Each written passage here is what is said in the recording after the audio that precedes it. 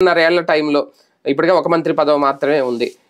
Cabinet లో గానీ ఆ విషయంలో కూడా ఏమైనా సహకరించే అవకాశం ఉంటుందా? అట్లాంటిది ఏమీ ఆశించట్లేదు. అది వీళ్ళకి ఆటిటి వల్ల ఉపయోగం కూడా అంటే లోకల్ నాయకులకు ఉందా అది? ఏం లోకల్ నాయకులు అడుగుతూ ట్రై చేస్తూ ఉంటారు కానీ కేంద్రం కావాలంటే వాళ్ళకి వాళ్ళు 2 మంత్రి పదవులు ఇప్పించగలరు. కానీ ఈ క్యాబినెట్ లో ఉండటం వల్ల వాళ్ళకి ఏం ఉరిగేది లేదు. ఎందుకంటే క్యాబినెట్ లో ఎట్లా ఉంటది, బాబు తీరు ఎట్లా ఉంటుందో వాళ్ళకి తెలుసు. ఇప్పుడు సత్యకుమార్ యాదవ్ అన్న స్వేచ్ఛగా ఏమైనా పనిచేస్తున్నాడా?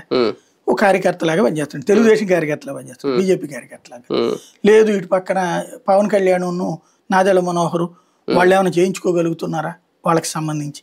లేదు. ఏదో 100 ఇట్లో ఒకటి తెప్పి చేసుకుని చప్పట్లు కొట్టుకోవాల్సిన పరిస్థితి వస్తుంది. కాబట్టి ఇప్పుడు బీజేపీ ఇంకో మంత్రిని పెట్టినప్పుడు కిందసారి ఇచ్చారు 2 మంత్రులు. ఏం ఒరిగింది పార్టీకి? ఇప్పుడు రాజకీయ పరమైనటువంటి నిర్ణయాలు కాదు, ప్రభుత్వ పరమైనటువంటి నిర్ణయాల ద్వారా ప్రజల దగ్గరికి. ఇప్పుడు ఏ తెలుగుదేశం అయితే బీజేపీని దూషించి ద్వేషించి వ్యవహరించిందో అదే పార్టీ ప్రభుత్వం చేతనే అదే నాయకుల చేతనే ఇప్పుడు ఊరు వాడ చెప్పిస్తున్నారు. కానీ దీర్ఘకాలిక ప్రయోజనాలు ఆశించి ఇప్పుడున్న కూటమిలో ఇక్కడ ఆంధ్రప్రదేశ్ రాజకీయాల్లో నిలబడగలం అనేది సాధ్యం అవుతుందా బీజేపీకి? ఖచ్చితంగా ఇమీడియట్ ప్రయోజనం ఆశించకపోతే. అంతే. అంటే దీర్ఘకాలిక ప్రయోజనానికి ఇది వేదిక శరవేగంగా వేసుకెళ్తారు. అంటే ఇప్పుడు వేస్తున్నారా బాటలు? ఇంకా ఖచ్చితంగా చాలా పెద్ద బాటలు వేస్తున్నారు ఈ దఫా.